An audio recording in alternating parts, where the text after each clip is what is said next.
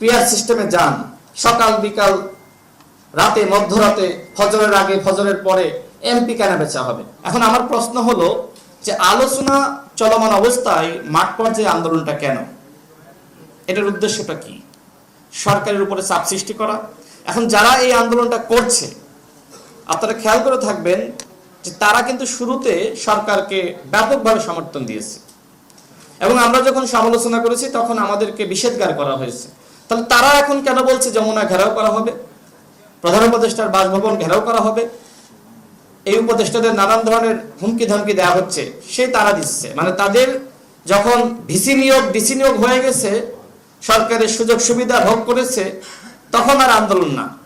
মানে এখন যখন পিয়ার হচ্ছে না তখন পিয়ার নিয়ে তারা আন্দোলন করছে। তো আন্দোলন করতেই পারে, সেটি নিয়ে সমালোচনা থাকবে, কিন্তু আমার কথা হলো আলোচনাটা শেষ হোক। আর আপনারা যেহেতু বলছেন যে পিয়ার ছাড়া নির্বাচনে যাবেন না, এই বক্তব্য আপনারা যখন ঐক্যমত কমিশন আলোচনা শুরু করলো তখন বলতে পারতেন। এখন একদম শেষ সময়ে যখন জুলাই জাতীয় সনদ নিয়ে আইনগত ভিত্তির প্রসঙ্গ আসছে, তখন আপনারা পিয়ার নিয়ে আন্দোলন শুরু করেছেন। এর মানে কি? এর মানে আরেকটি সংকট আপনারা সৃষ্টি করতে চাচ্ছেন। বাংলাদেশে যদি আরেকটি ১/১১ সৃষ্টি হয়, তাহলে যারা এখন আলোচনা না করে বরং রাজপথে নেমে দেশকে আনস্টেবল করার চেষ্টা করছে, তারা কিন্তু দায় এড়াতে পারবে না। দেখেন, আমরা অনেকের বক্তব্য শুনি, বিশেষ করে যারা এখন আন্দোলন করছে, তারা বলে যে মার্কা নয়, ব্যক্তি দেখে ভোট দিন।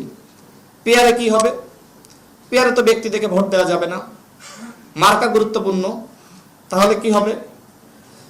যে ব্যক্তি স্বতন্ত্র নির্বাচন করে এলাকায় কাজ করতে চায় তার কি হবে? পিয়ারের মাধ্যমে এই স্বতন্ত্র প্রার্থীর কি হবে? সেটি নিয়ে কোনো আলোচনা নাই, সেটি নিয়ে কোনো ব্যাখ্যা নাই।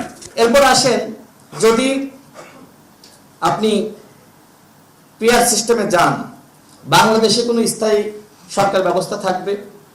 সকাল বিকাল রাতে মধ্যরাতে ফজরের আগে ফজরের পরে এমপি কেন বেচা হবে? যে যত টাকা দিতে পারবে সেই জোটের দিকে একজন এমপি চলে যাবে, স্বাভাবিক। সুতরাং বাংলাদেশকে স্থিতিশীল রাখার জন্য অবশ্যই বর্তমান যে পদ্ধতি রয়েছে সেই পদ্ধতিতে নির্বাচন করা